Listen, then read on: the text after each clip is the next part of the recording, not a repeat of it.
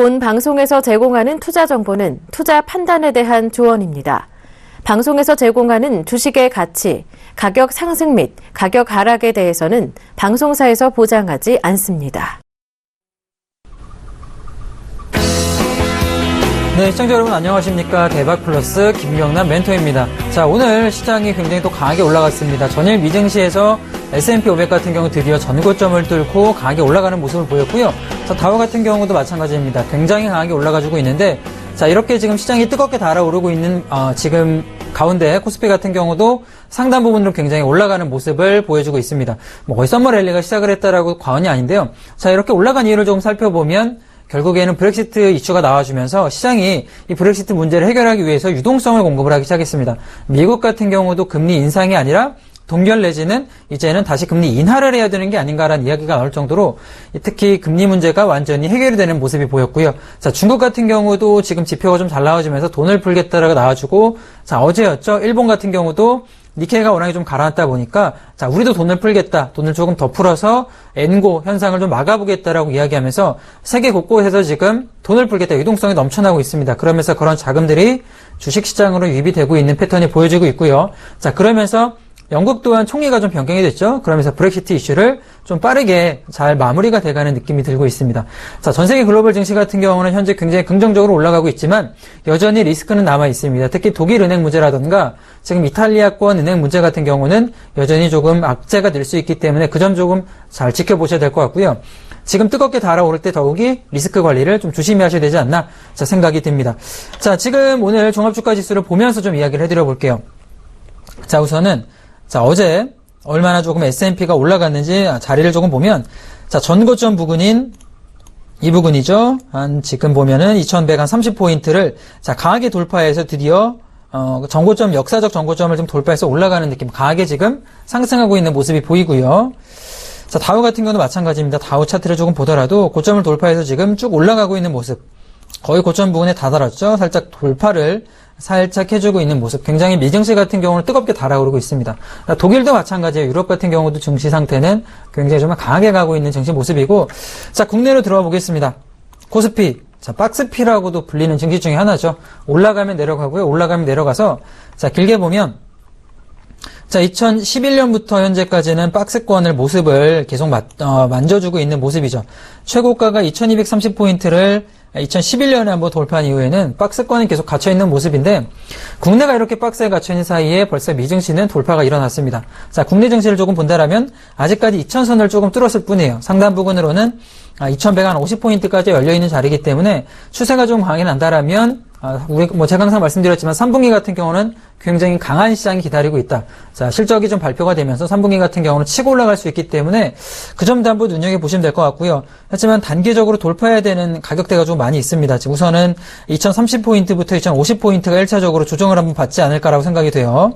자, 이 라인에서 한번 강한 저항대가 만나주기 때문에 이 저항대만 좀 돌파가 나와준다라면 그 이후에는 강하게 2100포인트 뚫어서 2150포인트까지 한번 치는 장이 나오지 않을까 생각이 되고 있습니다. 지금 시장 같은 경우는 전부 다 올라가는 장세는 아니에요. 철저히 실적주라든가 아니면 모멘텀이 있는 주식 위주로 조금 움직이는 모습이고, 자, 오늘 같은 경우도 보면은 AR과 VR 관련주, 자, 포켓몬 고라는 게임이 닌텐도에서 지난주에 시작이 됐는데 그게 전 세계적으로 열풍이 되고 있습니다. 현재 미국 같은 경우는 이 핸드폰을 보면서 사고가 일어나기도 해요. 그렇게 많은 사람들이 게임에 동참을 하고 있고요. 이슈가 되다 보니까 지금 국내 같은 경우도 네이버 보면 검색어 1위가 포켓몬 고라고 나올 정도로 시장 이슈가 굉장히 들어가고 있는 모습. 역시 오늘 주가도 강하게 올라갔습니다. 지금 보면 AR 관련주는 거의 상한가가 들어갈 만큼 올라가고 있는데, 자, 제가 개별 기업의 좀 차트 모습을 보면서 지금 시장이 어떻게, 주식시장에서 어떻게 이 포켓몬 고라는 게임, AR 관련 게임이 얼마나 이슈를 받고 있는지 보도록 하겠습니다. 자, 첫 번째는 게임 회사를 한번 쭉 살펴볼게요. AR 게임을 준비 중인 회사들인데, 현재 M게임을 보면, 자, 오늘 상한가로 들어갔죠? 지금 보면 상한가 들어간 모습을 보고 있는데, 그 전까지 주식 모습을, 주가 모습을 한번 보겠습니다. 지금 보면 그 전까지 주가 모습 같은 경우는, 자, 하단 부분에 이렇게 내려오는 패턴, 이렇게 우향하는 패턴을 좀 만들어주고 있었는데요. 실질적으로 AR 게임을 준비 중이지만 나온 게임은 사실 없었고요. 이렇다 할 상승 모멘텀이 없었지만, 자, 오늘 AR 관련 모멘텀 들어오면서 강하게 지금 하방 추세선을 돌파를 해서 올라가는 모습입니다. 지금 기술적으로 보면 전고점 부근까지 올라간 패턴이기 때문에 자, 한번 최소한 고점 부근인 8,500원까지도 돌파 가능하지 않나, 전고점까지 한번 강하게 상승 모멘텀이 나와주지 않나 생각이 들어요. 지난주 같은 경우는 브렉시트 이슈가 나온 이후에는 금 관련주라든가 혹은 철도 관련주가 한번 이슈가 됐었고요. 그 이후에는 재생에너지가 조금 이야기 나와주면서 풍력이라든가 태양열 관련주가 좀 뜨겁게 움직였다라면, 자, 이번 주 같은 경우는 저는 이 AR 게임 관련주가 조금 시장을 이끌어가지 않나라고 생각이 들어요. 그러면서 순환매가 좀 일어나는 패턴이 나오지 않을까 생각이 들고, 자, 지금 M게임을 봤는데 조이시티도 한번 보도록 하겠습니다. 자, 조이시티 같은 경우도 지금 오늘 보면은 상단 부분에 조금 올라갔다가 꼬리를 달면서 종가 부분에 조금 빠지는 모습을 보여주고 있는데, 역시 거래량이 동반되면서 자, 강하게 치고 올라가는 모습이 보여지고 있어요. 상단 부분으로는 지금 좀 길게 보자라면 고점 부분까지 한번 시도할 수 있는, 지금 꼬리 달고 내려가고 있지만 상승 부분으로 조금 많이 열려있는 패턴 모습, 저가 라인 지지받아주면서 움직이는 모습 열려있고요. 지금 고가 라인 37,000원까지 한번 시도할 수 있는 패턴이 자, 만들어지고 있는 모습, 오늘 거래량 동반하면서 역시 시장의 수급이 좀 모이고 있다라고 보시면 될 것 같고요. 자, 그 다음에는 한빛소프트를 볼까요? 자, 한빛소프트 오늘 상한가 들어갔죠. 차트 모습 강하게 나왔습니다. 지금 AR 관련주의 특징이 뭐냐면 주로 우하향하는 패턴을 만들어줬다는 거죠. 그러니까 실질적으로 매출이 조금 발생하지 않다 보니까 그 전까지는 시장에 조금 소외되는 모습을 많이 받았었는데, 오늘 포켓몬 고라는 게임이 나오기 시작을 하면서 이슈를 받기 시작을 하면서 전반적으로 상한가가 들어갔는데, 자, 분봉 모습을 보자면 조금, 자, 오전에 조금 들어간 모습이 보입니다. 하단 부근으로 조금, 자, 오전에 들어가면서 모습이 조금 보여주고 있는데, 자, 지금 차트 모습 보면 하방으로 좀 내려가는 모습, 자, 보여주고 있고요. 자, 우선은 지금 한빛소프트까지 보고, 자, 게임 관련주, 자, 여러 가지가 있지만 이 정도까지만 조금 보도록 하겠습니다. 자, 전체적으로 보면 하방으로 내려오다가 자, 올라가는 흐름 한번 보여줬다. 현재 지금 보면 드래곤플라이도 마찬가지고요. 여러 가지가 하방으로 내려갔다 올라가는 패턴 전부 다 굉장히 수급 몰려 있고요. 이게 어디로 튈지 모릅니다. 제 생각에는 소프트웨어 관련 기업으로 튈 수가 있어요. 뭐냐면 그 가상현실 VR과 AR을 얼마나 구현할 수 있는 소프트웨어 기술을 갖고 있는가, 소프트웨어 기업이라든가 컨텐츠 기업, 기술력 갖고 있는 기업, 예를 들어 레드로버 같은 경우도 되겠죠. 레드로버 같은 경우도 지금 기술력은 갖고 있지만 얼마 전에 주가가 올라가다 좀 많이 내려왔습니다. 결국에는 시총엔 2,500억 정도밖에 되지 않지만 유상증자가 500억 정도가 들어왔죠. 자, 그러면서 하락이 내려왔지만 레드로버는 워낙에 기술력을 가진 대표적 기업 중에 하나입니다. 가상현실을 좀 컨텐츠가 나와야 되는데 컨텐츠를 만들 만한 그런 기술력 가지고 있기 때문에 레드로버 같은 경우도 한번 지켜보시면 좋은 투자 포인트가 되지 않을까라고 생각이 들고요. 레드로버 같은 경우는 지금 중국 관련해서도 개봉작이 여러 가지가 남아 있습니다. 너짭이란 영화를 통해서 박스오피스에 들어갔던, 작년에 들어갔던 그만큼 기술력을 가지고 있기 때문에 이번에 중국에 또 영화 개봉을 해서 만약에 조금 이슈가 된다라면 이번 VR과 AR 관련주로, 그리고 또 영화 관련주로도 한번 올라갈 수 있는 모멘텀이 될 수가 있겠죠. 자, 전체적 이런 포인트 좀 가져가시면 괜찮을 것 같고요. 또한 위치 추적 시스템 같은 경우도 좀 이슈가 될 수가 있습니다. 지금 AR 같은 경우는 포켓몬 고란 게임 자체가 카메라를 보면서 내가 위치 추적을 하면서 돌아다니면서 나와주는 게임이기 때문에 위치 추적 시스템, 텔레칩스라든가 팅크웨어, 유비벨록스 같은 경우도 시장에서는 한번 수급이 몰릴 가능성이 있습니다. 위치 서비스 같은 경우도 한번 시장의 움직임이라든가 주가 움직임을 살펴본다라면 좋은 투자 포인트가 한번 나오지 않을까라고 생각이 들고요. 또한 카메라 렌즈 또한 이슈를 받고 있는데, 이게 카메라 렌즈 같은 경우 사실 갤럭시 노트 7이 이제 좀 있으면 출시가 된다고 하죠. 자, 그러면서 레이저 업체라든가 카메라 모듈 업체들이 시장에 수급이 좀 들어왔지만, 이번에 이 AR 게임 같은 경우 특히 카메라를 이렇게 보면서 게임 진행을 해요. 단순히 내가 화면만 보면서 예전에 진행했던 게임이 아니라 카메라를 통해서 조금 보면서 게임을 진행을 하는 거죠. 그렇기 때문에 카메라에 대한 그런 수요가 좀 몰릴 수가 있습니다. 상승 모멘텀이 몰릴 수 있기 때문에 파트론이라든가 세코닉스, 엠시넥스, 해성옵틱스 같은 기업들, 대표적인 이 카메라 모듈 회사, 카메라 회사들을 조금 본다라면 상승 모멘텀이 어느 정도 나와줄지 찾아보는 것도 충분히 가능하다라고 생각이 들고요. 자, 이런 관련주들을 조금 이야기를 해드렸는데, 이런 식으로 본다라면 접근할 만한 포인트가 굉장히 많이 나와줍니다. 우선 게임주가 강하게 올라가고 순환매 형식으로 주가가 흐름이 나올 수 있기 때문에 한번 여기서 투자 포인트를 찾아보시는 것도 좋은 자리가 되지 않을까 생각이 들고요. 자, 오늘 AR 지금 가장 이슈가 됐던 종목 이야기를 해드렸는데, 자, 오늘 제가 본격적으로 해드릴 이야기가 뭔지 보도록 하겠습니다. 자, 그게 뭐냐면 외국인의 주식 매매 법칙이에요.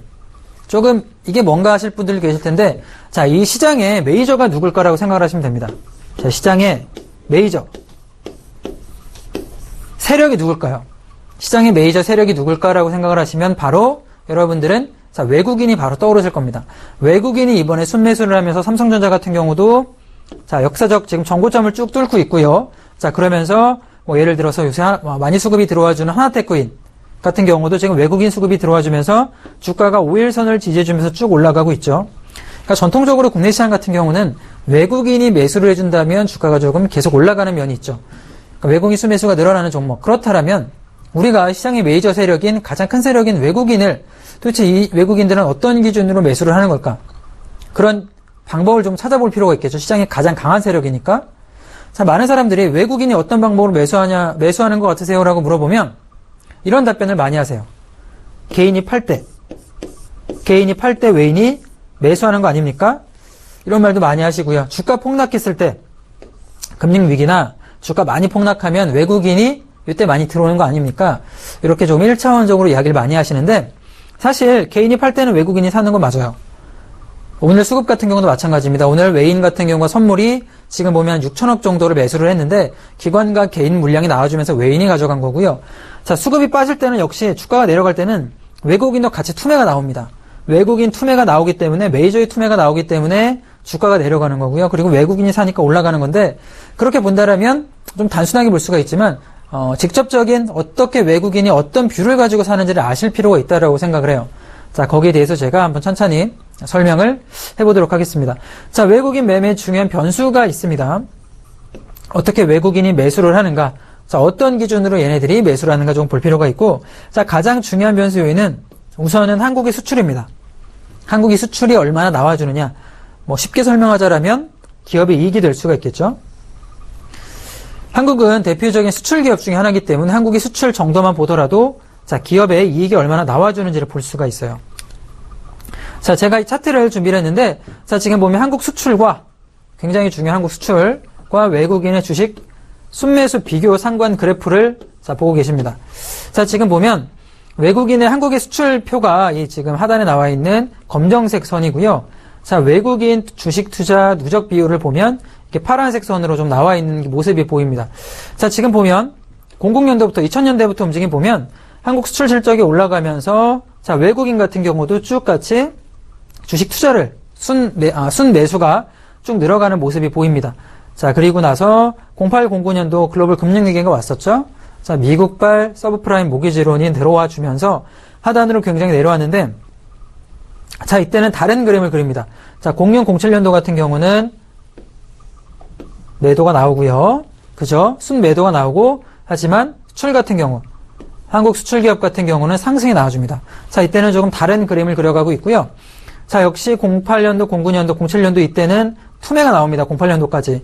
글로벌 금융 위기로 인한 투매가 좀 강하게 내려왔던 시장 모습이다라고 보실 수 있을 것 같아요. 자, 그리고 나서 지금은 다시 한번 08년, 09년도를 기점으로 상승하는 모습이 그리죠. 자, 지금 보면 한국 수출 같은 경우도 08, 09년도 굉장히 극복을 잘했어요. 자, 이때 거의 저점을 찍어줬죠. 외국인 투매 거의 이때 마감이 됐고요. 자, 그러면서 09년도부터는 꾸준하게 기업의 수출 실적이 늘어나는 게 차트 모습을 통해 볼 수 있습니다. 자, 외국인 주식 투자 누적 금액을 지금 보더라도 꾸준히 지금 올라가는 게 보일 거예요. 그렇다면 기준을 지금 잡아보자면 지금 같은 경우도 마찬가지죠. 자, 외국인 주식 투자 누적 비율이 순매수 비율이 감소를 해주고 있는 부분에서는 역시나 한국 수출 비중 같은 경우도 역시 감소가 이렇게 나와주고 있습니다.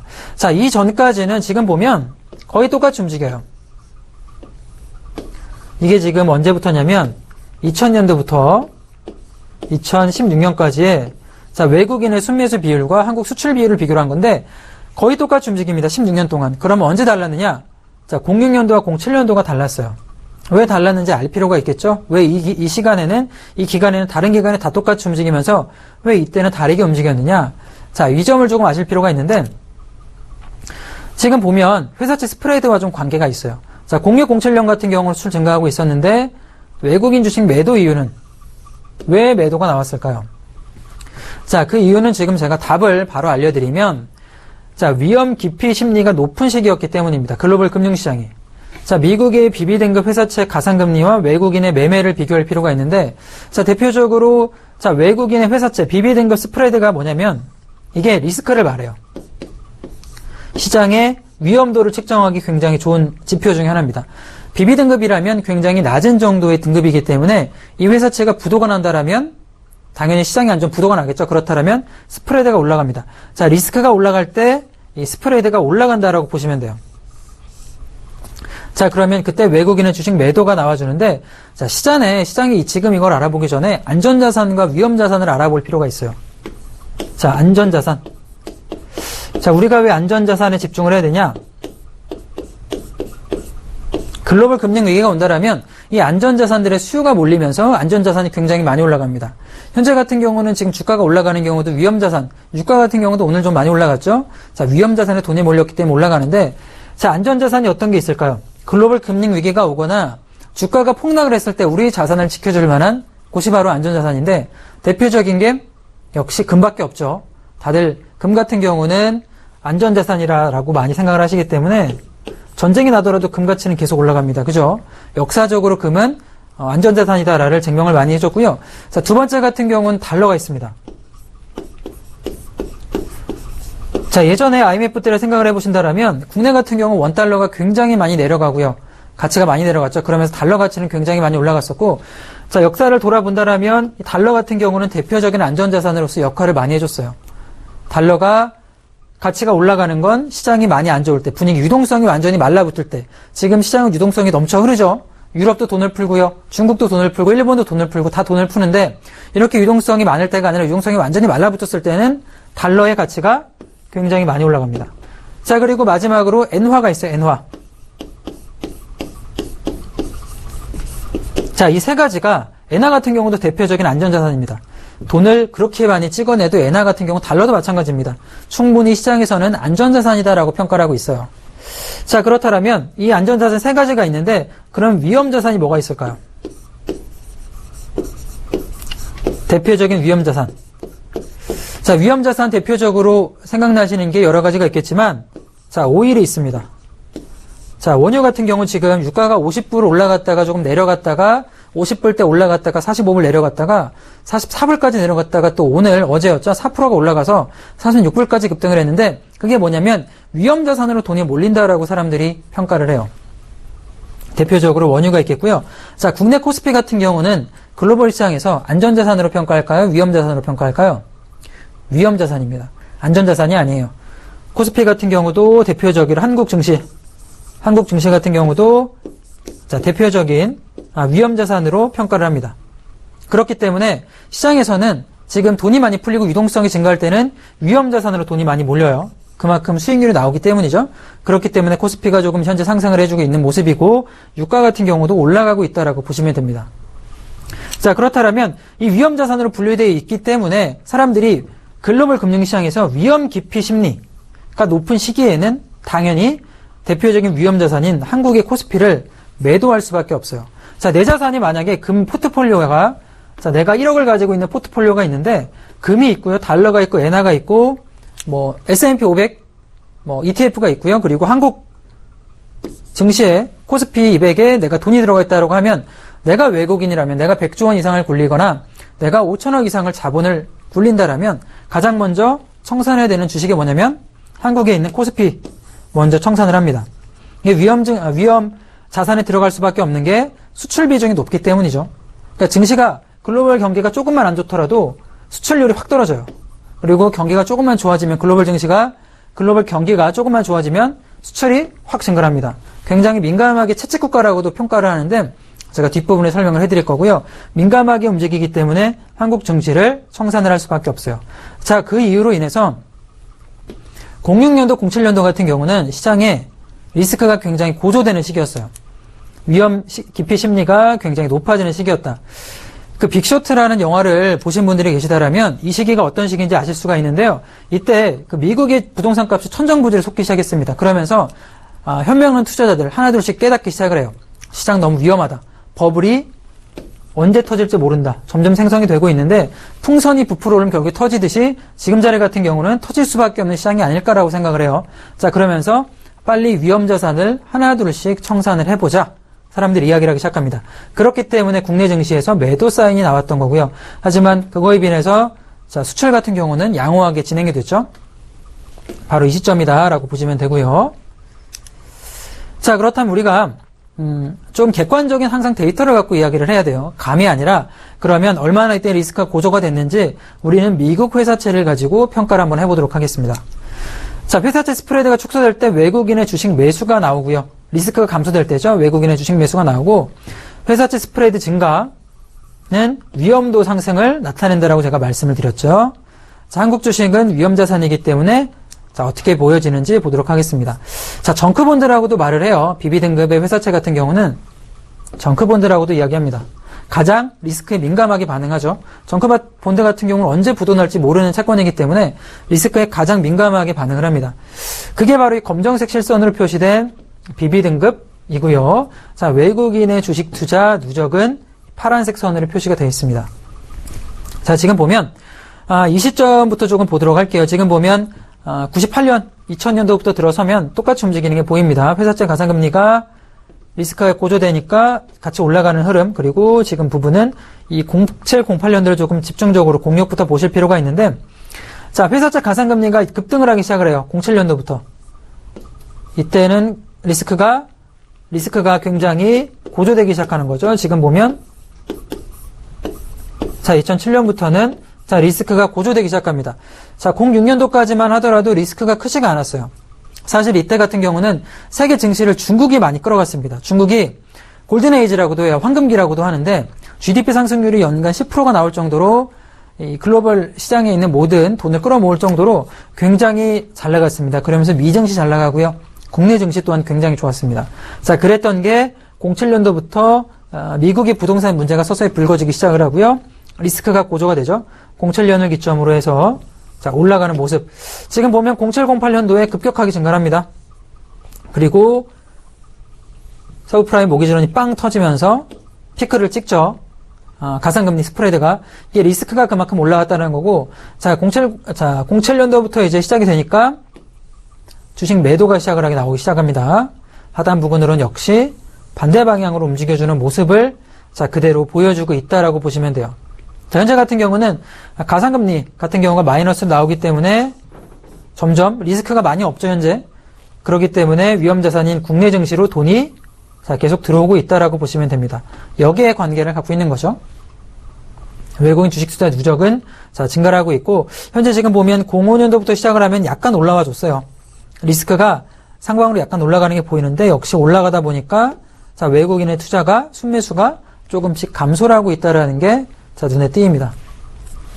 바로 지금 제가 조금 알기 쉽게 설명을 해드린 건데요. 자, 리스크와 위험자산 국내이기 때문에 반대의 관계를 가지고 있다라고 보시면 되고, 자, 그렇다면 지금 두 가지를 제가 한번 알아봤어요. 수출 비중과 리스크. 세 번째는 달러 강세입니다. 자, 작년부터 굉장히 달러가 강세로 많이 올라가는데, 뭐 달러 자산에 투자하라, 뭐 미달러에 투자를 하라, 안전자산이다, 뭐 이런 얘기 많이 나와줍니다. 그렇다면 미국 달러가 국내 시장과 얼마나 또 영향이 있는 건 아닙니까? 이런 질문을 많이 하세요. 설명을 조금 드리면, 자, 미국 달러로 인한 한국의 달러 자산에 대한 수요는 감소가 나오나요? 라고 많이 물어보는데, 자, 2002년부터 2007년에 걸쳐서 강력한 달러 약세가 좀 진행이 됐습니다. 2002년부터 2007년까지는 달러 약세가 진행이 조금 많이 됐어요. 자, 2006년과 2007년에는 외국인 순매수 기조에서 순매도로 전환이 돼요. 자, 차트 모습을 조금 보면, 자, 역시나 지금 주식 투자, 외국인 주식 투자 순 매수 비율이 파란색으로 표시가 되어 있고, 달러 가치 같은 경우는, 자, 지금 검은색 선으로 표시가 되어 있습니다. 자, 지금 달러 가치 흐름을 제가 역사적으로 한번 쭉 이야기를 해드려 볼게요. 자, 00년도 같은 경우는 굉장히 달러 가치가 상단 부근에서 올라갔습니다. 그러면서, 자, 2002년도부터는 하락으로 쭉 떨어져요. 08, 09년도까지. 달러 가치가 수직으로 하락을 합니다. 쭉 가치가 떨어지고요. 자, 08, 09년도가 지나서 이제는 돈을 어마어마하게 찍어내기 시작합니다. 헬리콥터에서 돈을 푼다고 얘기를 했죠. 자, 제로금리 시대가 이제 시작이 되면서 돈의 가치가 점점 내려가서 하단 부근에서 이렇게 멈춰갑니다. 그러면서 2014년부터는 다시 한번 달러 가치가 올라가는 모습이 이렇게 나타나고 있어요.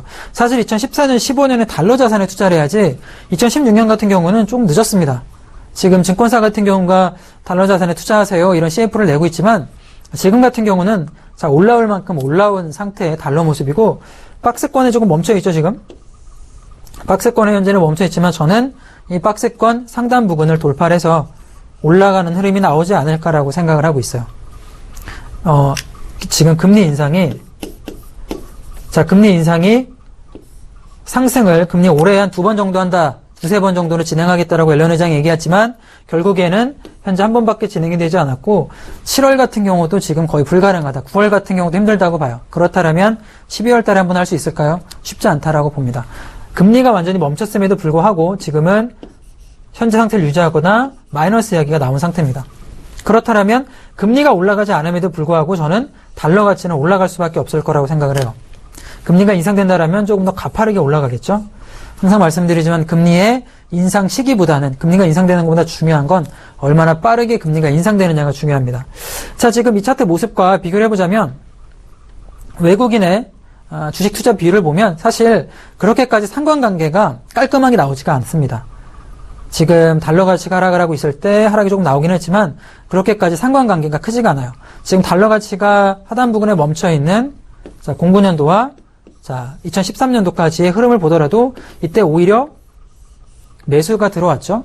그러니까 달러 가치에 따라서 국내 지시를 매수한다거나 매도한다거나 그런 영향은 많이 없습니다. 하지만 국내 주식을 매도할 때는 원화의 가치는 떨어질 수밖에 없어요. 그거는 상관관계가 굉장히 높지만 달러 가치와는 그렇게 크게 상관관계가 많이 없다라는 포인트를 조금 알아두시면 도움이 많이 되시지 않을까라고 생각이 들고요. 자, 지금 보면 그렇다면 밸류에이션 2006년과 7년 한국 증시가 비쌌는가?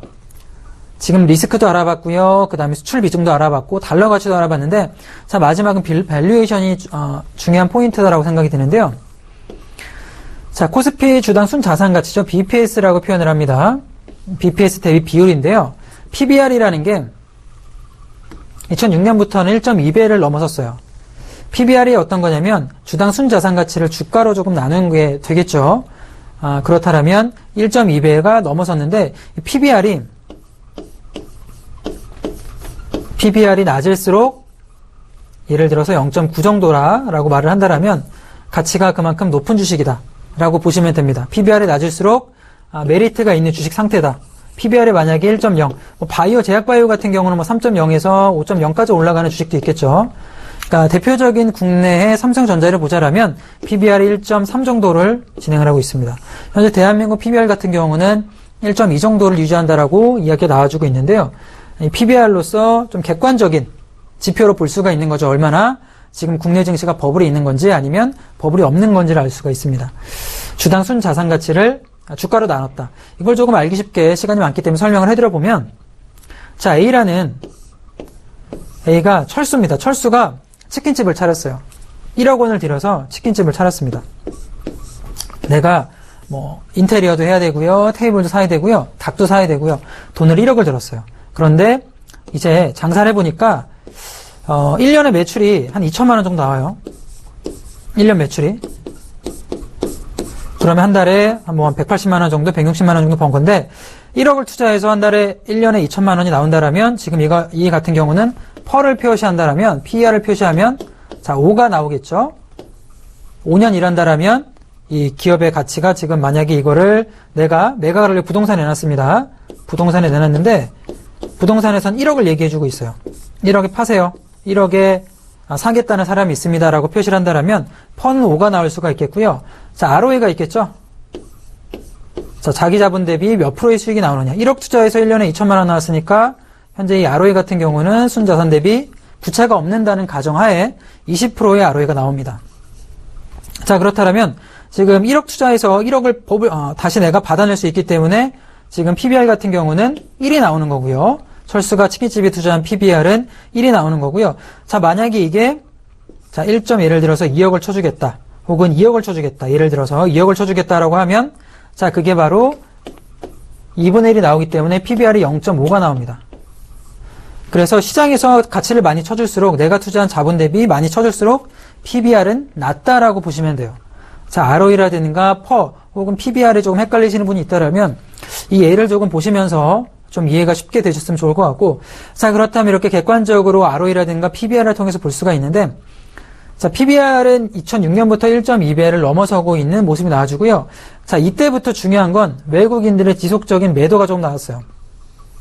그렇다면 외국인이 국내 시장을 보는 중요한 지표 중에 하나인 PBR은 1.1을 기준으로 샀다 팔았다를 조금 반복을 할 수 있겠구나 보실 수가 있겠고요. 자, 한국 PBR이 낮은 수준에 도달하면서 외국인들의 매수가 다시 나타납니다. 그러니까 PBR 기준을 1.2로 잡고요. 1.2 위에서는 매도가 나오고 밑에서는 외국인의 매수가 나옵니다. 자, 특히 2014년부터 한국이 수출이 부진을 하고 기업 실적이 전망마저 하향 조정되고 있지만 자, 외국 투자들은 매도로 대응하지 않고 있어요. 자, 그게 제가 차트를 통해 설명을 해드리면 자, 역시 파란색 선이 외국인의 주식 투자 누적 비율입니다. 바로 뭐 아시겠죠? 딱 차트만 보더라도 자, 어떤 내용인지 아실 거라고 생각이 들고요. 자, 지금 검정색 같은 경우는 국내 대표적인 한국 코스피의 PBR을 보고 계신데 자, PBR의 움직임에 따라서 매수와 매도가 나눠집니다. PBR이 지금 보면 하단 부분 1.1을 기준으로 1.2 밑에 부분에 있을 때는 매수가 좀 나와주고요. 자, 지금 주가가 05년부터 08년도까지 07년도까지 굉장히 많이 올라갔어요. 주가가 이렇게 PBR을 뚫고 올라갑니다. 거의 1.6 이상 올라갔죠? 그렇다면 시장은 굉장히 고평가 영역이다라고 생각을 하기 때문에 자, 외국인들이 매도를 하기 시작을 해요. 이때는 분명히 아까 설명드린 대로 시장의 리스크도 증가되고 있었죠. 저희가 알아본 게 정크본드, BB 등급의 채권을 통해서 이 시점에서는 리스크가 고조되고 있고 게다가 값도 비싸. 우리는 팔고 나가야지라는 개념이 정립이 됩니다. 그러면서 주가가 이렇게 폭락이 나와주고요. 사실 이때는 미국 글로벌 경기가 완전 무너졌기 때문에 PBR과 또 크게 의미가 없어요. 그냥 무조건 투매입니다. 07, 08년도 같은 경우는 투매가 나와줬고요. 자, 다시 한번 09년도부터 매수가 들어오는데 자, 이때 PBR이 어떻게 되죠? 고평가 영역에서 이제는 저평가 영역으로 나타납니다. 자, 그러면서 자, 아까 말씀드린 리스크 또한 하방으로 축소가 되고 있는 모습이 나왔죠. BB 등급으로 저희가 나타낸 그 리스크가 축소가 되면서 저평가 영역이죠. 1.0 미만으로 떨어졌습니다. 치킨집에 내가 1억을 투자했지만 1년 후에 나 치킨집 1억에 다시 팔 수 있는 혹은 1억 1,000만 원에 팔 수 있는 가격대가 되는 거죠. 이 부분에서는 내가 1억을 투자했으면은 한 8천만 원, 8천만 원도 아니겠죠. 한 7천만 원 정도밖에 못 받는 시장이었는데 이때는 뭐 한 1억 2천에서 1억 3천까지도 받을 수 있는 저평가 영역으로 들어간 겁니다. 지금 보면 그렇게 좀 설명이 되는 것 같고요. 자, 움직임 보면 PBR 같은 경우는 지금 보면 쭉 올라오다가 어떻게 움직이죠? 11년부터 PBR이 오히려 감소를 합니다. 자, PBR이 오히려 감소하는 이유를 뭐 여러 가지가 이슈가 있겠지만 수출은 증가를 해요. 국내 기업들이 2011년부터 지금 다시 돌아가지고 보면은 수출 같은 경우는 지금 꾸준히 이렇게 증가를 해줍니다.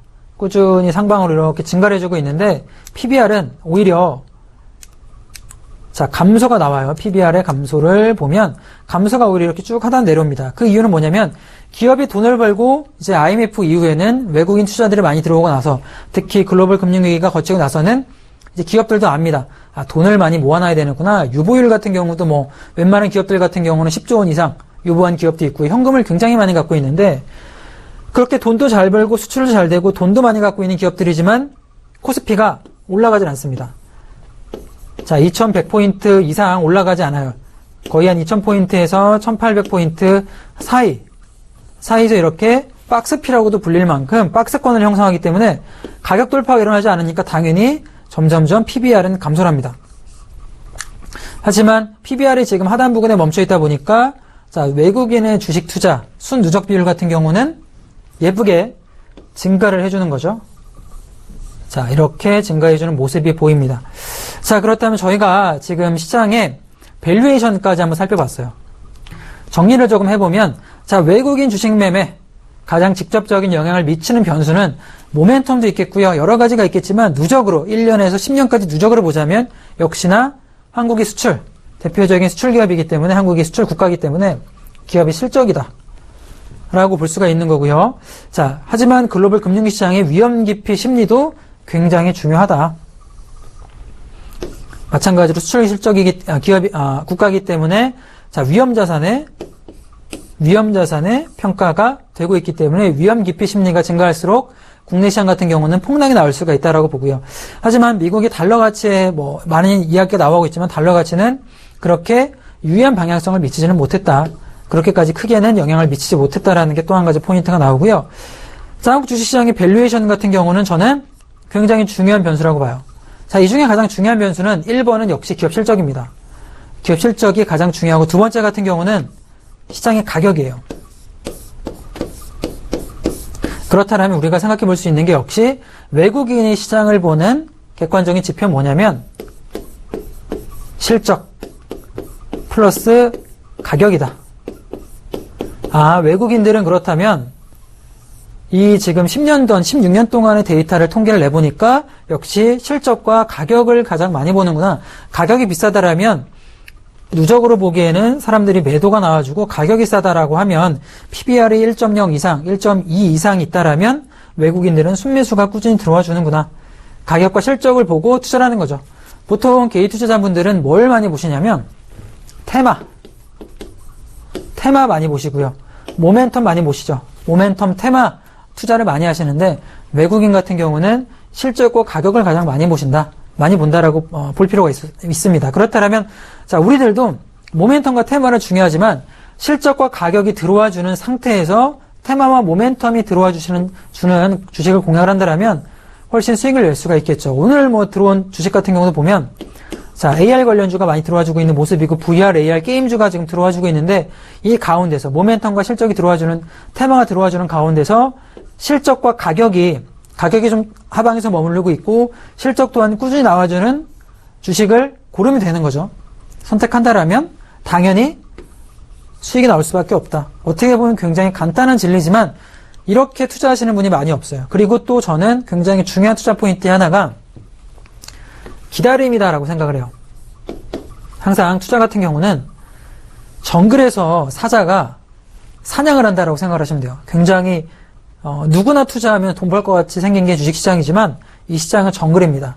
호시탐탐 개인 투자자들의 돈을 뺏어 먹으려는 사자들이 기다리고 있는데 우리가 양이 되는 게 아니라 우리도 사자가 돼야 되겠죠. 자, 그러려면 역시 기다림이 중요한데 이 기다림은 어디에 들어가냐면 가격입니다. 그러니까 주가가 막 올라가고 있는 고평가 영역에 사는 게 아니라 이게 조금 내려갈 때까지 기다리는 거예요. 어느 정도는. 급등주 같은 경우도 최소한 5일선 정도는 맞아줄 때 진입을 하는 거고요. 가치가 있는 주식이다라면 하방에서 조금 횡보하고 있을 때 그때 기다려서 매집을 하는 거죠. 이 기다림에 위약이 없다라면 결국에는 불나방처럼 올라가는 빨간 봉만 보고 들어가기 때문에 수익을 내기가 막상 쉽지가 않은 게 이 시장입니다. 기다림과 실적 그리고 가격 마지막으로 테마와 모멘텀이 들어와 준다라면 충분히 저는 개인 투자자분들도 수익을 낼 수가 있다고 생각을 해요. 자, 우리가 기관 투자자들보다 유리한 점이 뭐냐면 시간입니다. 시간이에요, 시간. 기관 투자자들은 사실 매 분기마다 실적을 평가를 받아요. 시장의 평가를 받기 때문에 우리 같은 개인 투자 같은 경우는 시간적 여유가 있습니다. 누구한테 평가받지 않잖아요. 내 계좌를 열어보고 나서 평가 좀 해줘 이렇게 말하지 않잖아요. 담보대출이라든가 대출만 사용하지 않는다면 시간은 우리의 편이다라고 생각을 하시면 돼요. 그렇다면 기다리면서 주식이 2,300개 이상의 주식이 있기 때문에 그 중에 여러 가지를 조금 관심 종목에 넣어 놓으시고 기다리면 됩니다. 기다렸다가 우리가 노리는 자리에 들어온다라면 매수가 들어가면 되는 거죠. 사자가 이런 들소무리를 사냥을 할 때 바로 들소가 보이자마자 사냥을 하지 않습니다. 들소무리가 사자를 보고 긴장을 해서 모여 있다가 하나 둘씩 이탈하기 시작하면 그때를 노려가지고 이틀이든 3일이든 노려가지고 기다렸다가 풀숲에서 사냥을 하기 때문에 항상 기다림이 중요합니다. 기다렸다가 순간 포착이 된다라면 그때 과감하게 뛰어들어서 수익을 가져와야 됩니다. 그때 실적과 가격이 바탕이 되고 이 모멘텀과 테마가 터져주는 주식 위주로 접근을 하면 되는 거죠. 말은 쉽지만 어떻게 하는 게 가능하겠습니까? 라고 물어보시면 제가 보기에는 그런 주식은 저희가 주식 챔피언 통해서 또 여러 가지가 이야기 설명해 드리니까 9시 통해서 어떤 주식을 멘토들이 추천을 해주는구나 그런 식으로 접근하시는 것도 가능할 것 같고요.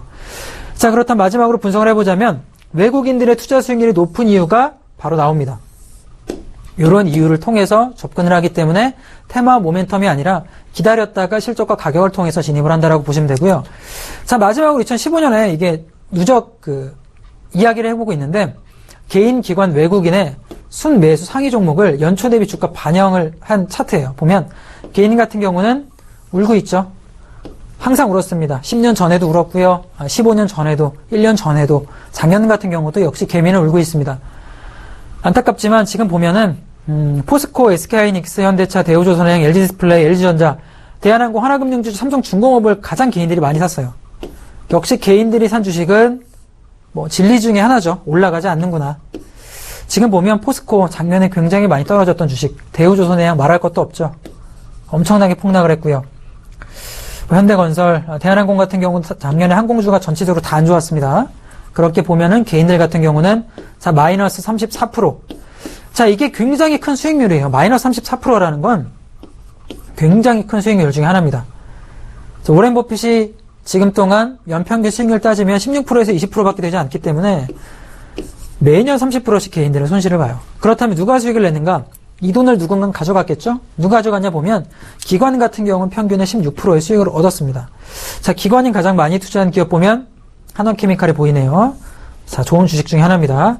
자, KTNG 작년에 담배값 상승 이슈가 나와주면서 저가 진입 포인트를 줬던 KTNG가 보이고 신세계도 좋은 주식 중에 하나고요. NC소프트 같은 경우도 작년에 뭐 소소하게 올라갔던 포인트. 결국 기관 같은 경우는 16%의 수익을 가져왔던 게 지금 보이는 것 같고요. 자, 외국인의 순매수 비율을 보면, 자, 외국인 1등이죠, 역시. 26%의 수익률을 2015년에 얻었습니다. 자, 지금 대형주 위주로 가장 진입했던 종목인데, 2015년에 제약바이오가 지금 여기 보면 들어가 있지가 않아요. 박스피의 장세 속에서도 외국인 같은 경우는 이 박스권 안에서도 26%의 수익률을 얻었습니다. 자, 결국에는 뭐에 투자했냐 가장 보면 아모레퍼시픽. 화장품주가 대상승을 이뤘지만, 그 중심에는 외국인의 순매수가 들어가 있었던 거고, 자, SK이노베이션도 마찬가지죠. 유가가 2015년에 많이 내려갔지만, 그 SK이노베이션이라든가 SOL 같은 정유주 같은 경우는 2014년에 이미 최저점을 찍어주고 2015년부터는 올라가는 패턴을 만들어줬습니다.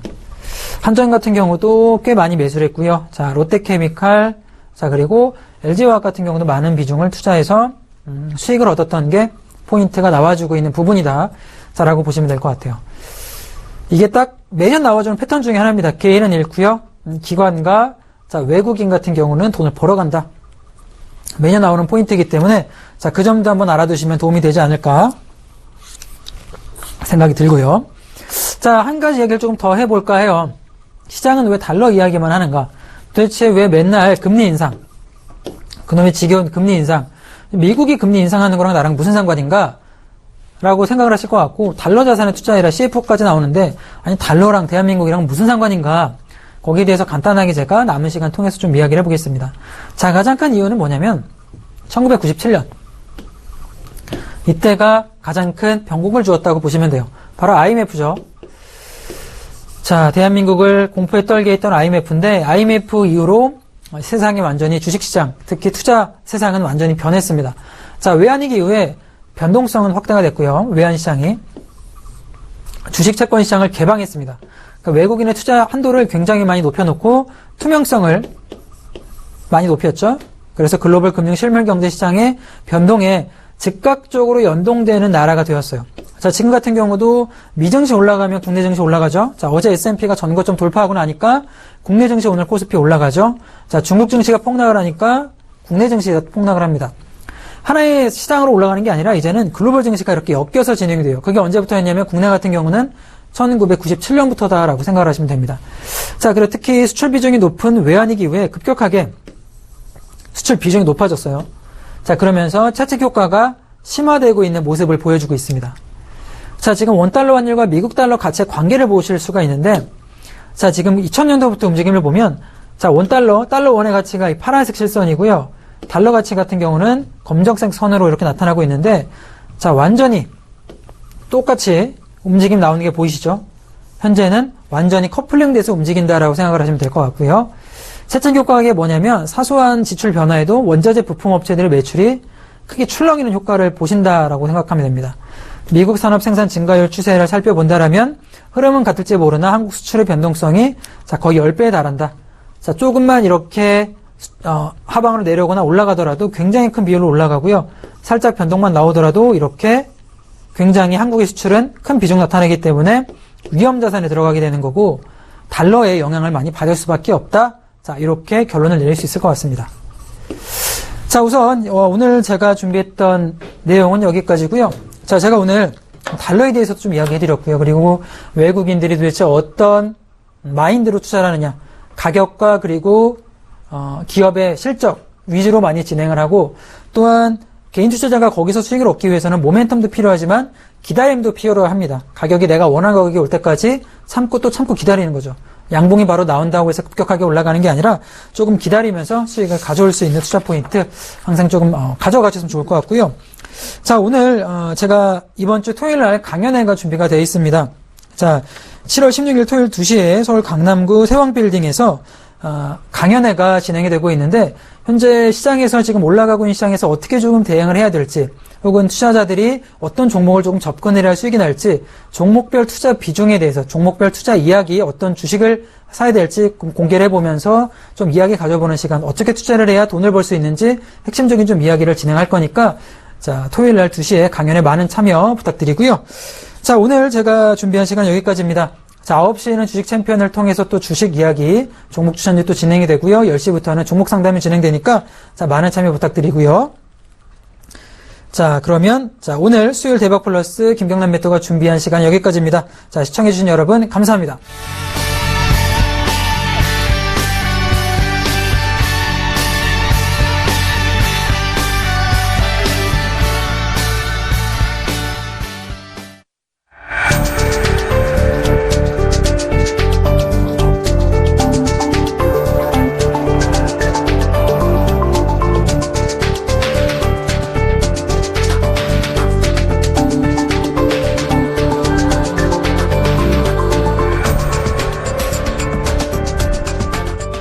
본 방송에서 제공하는 투자 정보는 투자 판단에 대한 조언입니다.